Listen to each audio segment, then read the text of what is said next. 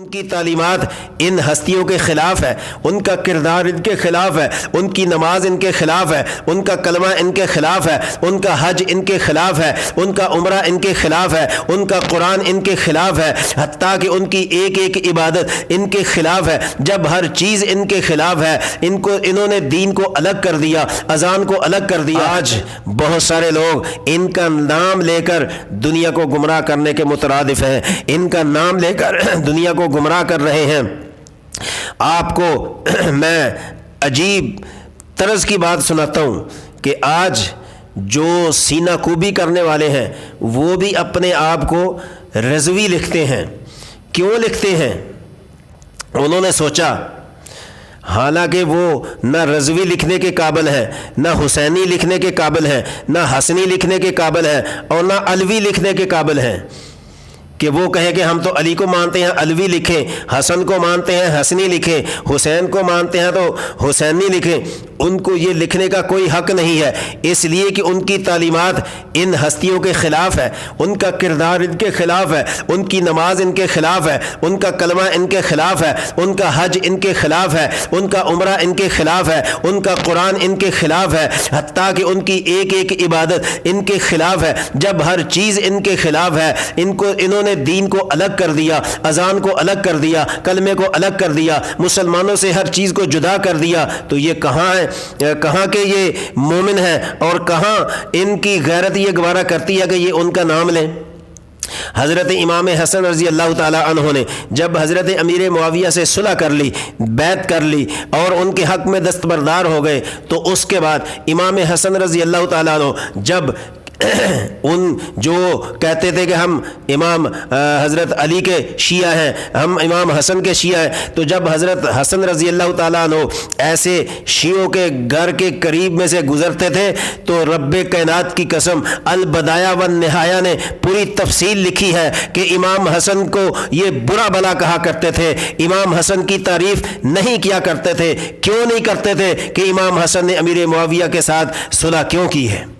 تو جو امام حسن کے اس عمل کے گویا کہ منکر ہوں، اور یہ عمل امام حسن نے اپنی مرضی سے نہیں کیا تھا، رسول اللہ صلی اللہ علیہ وسلم نے فرمایا تھا کہ میرا یہ نواسہ دو مسلمان بڑے گروہوں میں صلح کرائے گا، تو یہ وہ منظر تھا جو پیغمبر صلی اللہ علیہ وسلم کی پیشن گوئی پوری ہوئی ہے۔ تو امام حسن نے تو اپنے نانا کی پیشن گوئی کو پورا کیا، اپنے نانا کی بات کو پورا کیا، اپنے نانا کی بات کو انجام تک پہنچایا، لیکن وہ کون ہوتے ہیں؟ ان کو کس نے اجازت دی ہے؟ وہ کہاں کا پانی پیتے ہیں جو امام حسن کو برا بلا کہیں؟ تاکہ انہوں نے امیر معاویہ سے کیوں صلح کی ہے؟ جب تم نے یہ حضرت علی کو ستایا، امام حسن کو ستایا اور امام حسین کو ستایا، تو ان تینوں زمانوں کی ان تینوں ہستیوں نے تم کو بد دعائیں دی ہیں۔ آج ان بد دعاؤں کا نتیجہ ہے کہ قیامت تک تم ذلیل و خوار ہوتے رہو گے، قیامت تک اپنے گریبان چاک کرتے رہو گے،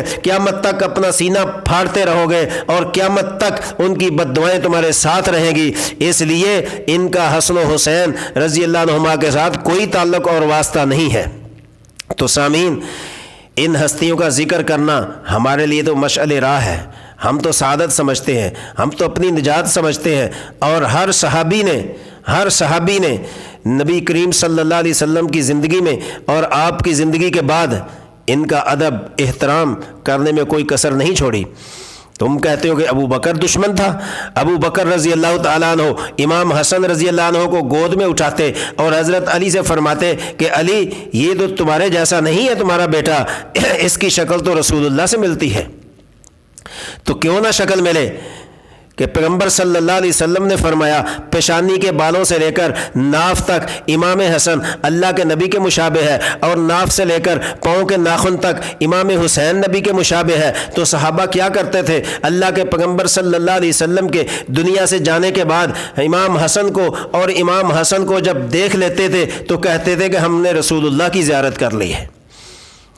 تو اتنا بڑا مقام جن نواسوں کو ملے، کیا ان نواسوں کی تعلیم یہ ہوگی کہ تم دنیا میں فساد پیدا کرو، تم ایمان والوں کے ایمان خراب کرو؟ تو صحابہ اکرام ان تک ان کا ادب و احترام کرتے تھے۔ حضرت عمر رضی اللہ تعالی عنہ نے بدر کے قیدیوں کے برابر امام حسن اور حسین کا وظیفہ مقرر کیا، وہ کیا تھا؟ 500 درہم۔ جب حضرت عمر بن خطاب نے یہ وظیفہ مقرر کیا شہداء بدر کے لواحقین کے برابر، تو عبداللہ بن عمر جو حضرت عمر کے بیٹے ہیں انہوں نے کہا کہ آپ نے یہ کیا کیا؟ یہ تو بدر میں شامل نہیں تھے، ان کا وظیفہ بدریوں کے برابر آپ نے جاری کر دیا۔ تو عمر بن خطاب رضی اللہ عنہ کی نظر جہاں تک پہنچتی تھی وہاں تک کسی کی نظر نہیں پہنچ سکتی۔ حضرت عمر کو ملامت کرنے والوں، حضرت عمر کو دشمن کہنے والوں، حضرت عمر کو گستاخ اور بے ادب اور ایمان سے خارج سمجھنے والوں، جو ایمان سے خارج ہوتا ہے وہ نواسوں کا ادب نہیں کرتا، جو ایمان سے دور ہوتا ہے وہ نواسوں کا ادب نہیں کرتا۔ حضرت عمر بن خطاب رضی اللہ عنہ نے فرمایا، اے عبداللہ تو نے کیا بات کی ہے کہ ان کا وظیفہ بدریوں کے برابر کیوں جاری کر دیا ہے؟ تو سوچ تو صحیح ذرا، اگر تو اس سوچ پر جائے جہاں تک میری سوچ پہنچتی ہے تو کیا حسن و حسین کے والد جیسا تیرا والد ہو سکتا ہے؟ حسن و حسین کی والدہ جیسی تیری والدہ ہو سکتی ہے؟ حسن و حسین کے نانے جیسا تیرا نانا ہو سکتا ہے؟ حسن و حسین کی نانی جیسی کیا تیری نانی ہو سکتی ہے؟ جب نہیں ہو سکتی تو پھر یہ سوال کرنے کی ضرورت نہیں ہے۔ تو جو ان کے لیے وظائف مقرر کرے کیا وہ ان کے دشمن ہو سکتے ہیں؟ ایک ایک صحابی جب تک یہ نواسے زندہ رہے ہیں ان کی غلامی میں زندگی بسر کی ہے اور ان کا ادب اور احترام کیا ہے۔ اور امام حسن رضی اللہ عنہ نے جو شرائط صلح کی امیر معاویہ کو لکھ کر دی تھی، تاریخ اس چیز کی گواہ ہے کہ امیر معاویہ نے ایک شرط کے بارے میں بھی نہیں کہا کہ اے نواسہ رسول اس شرط کو ختم کر دیں، میں یہ ماننے کے لیے تیار نہیں ہوں۔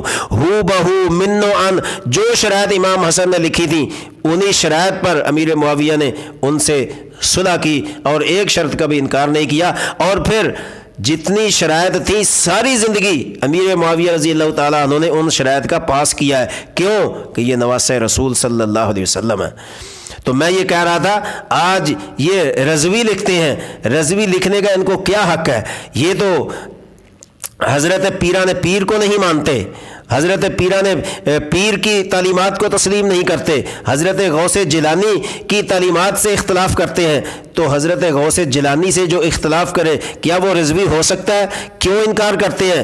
اس لیے کہ حضرت غوث اعظم حضرت سید عبد القادر جیلانی محبوب سبحانی رحمۃ اللہ علیہ طرفین سید ہیں، طرفین سید، کہ امام حسن کی طرف سے بھی وہ سید ہے، امام حسین کی طرف سے بھی وہ سید ہے۔ تو ان کو تو حضرت عبد القادر جیلانی رحمۃ اللہ علیہ پر بھی اعتراض ہے کہ وہ حسنی کیوں ہے، وہ کہتا ہے کہ صرف حسینی ہونے چاہیے۔